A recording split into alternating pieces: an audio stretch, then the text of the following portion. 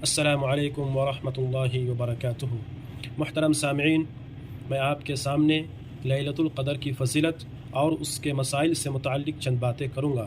سامعین حضرات، لیلۃ القدر میں عبادت گزشتہ گناہوں کی مغفرت کا باعث ہے۔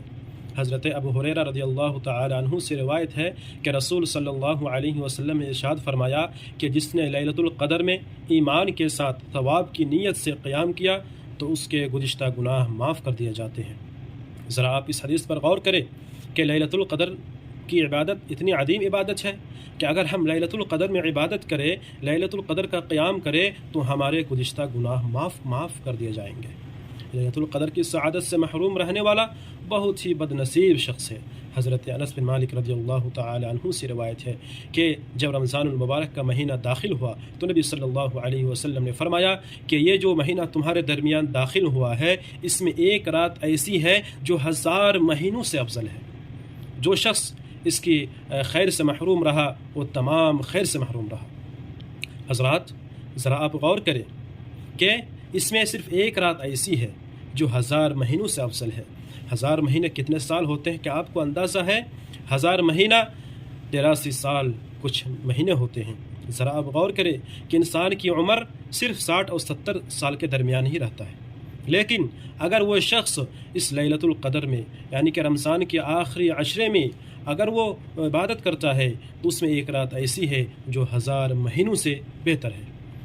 لیلۃ القدر رمضان کے آخری عشرے یعنی آخری 10 دنوں کی طاق راتوں میں تلاش کرنی چاہیے۔ حضرت عائشہ سے روایت ہے کہ رسول صلی اللہ علیہ وسلم نے فرمایا کہ رمضان کے آخری 10 دنوں کی طاق راتوں میں لیلۃ القدر کو تلاش کیا کرو۔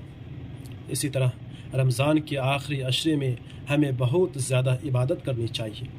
رمضان کے آخری عشرے میں اپنے اہل و عیال کو عبادت کے لیے خصوصی طور پر ترغیب دلانا چاہیے، کیونکہ نبی صلی اللہ علیہ وسلم کا یہی معمول رہا کہ نبی صلی اللہ علیہ وسلم جب رمضان کے آخری 10 دن شروع ہوتے تو آپ عبادت کے لیے کمر بستہ ہو جاتے، راتوں کو جاگتے اور اپنے اہل و عیال کو بھی جگاتے۔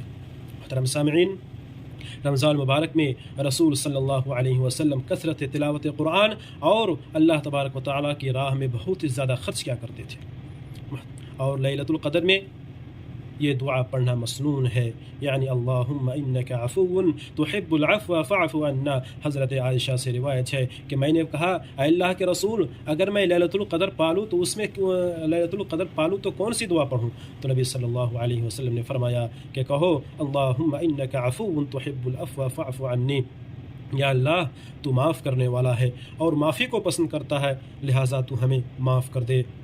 محترم سامعین، یہ رمضان مبارک کا مہینہ بہت ہی بابرکت اور بہت ہی انتہائی بابرکت مہینہ ہے، لہٰذا اس مہینے کو ہم غنیمت سمجھے اور جو دن ہمارے درمیان بچے ہیں ان میں ہم کثرت سے اللہ تبارک و تعالیٰ کی عبادت کریں، کثرت سے ذکر و اذکار کریں اور قرآن مجید کی تلاوت کریں، اور ہم اپنی گناہوں کی بخشش کرا لیں۔ اگر ہم نے رمضان مبارک کا مہینہ پایا اور اس میں ہم اپنی گناہوں کی بخشش نہیں کرا پایا تو ہم سے بڑا بد نصیب شخص کوئی نہیں ہوگا۔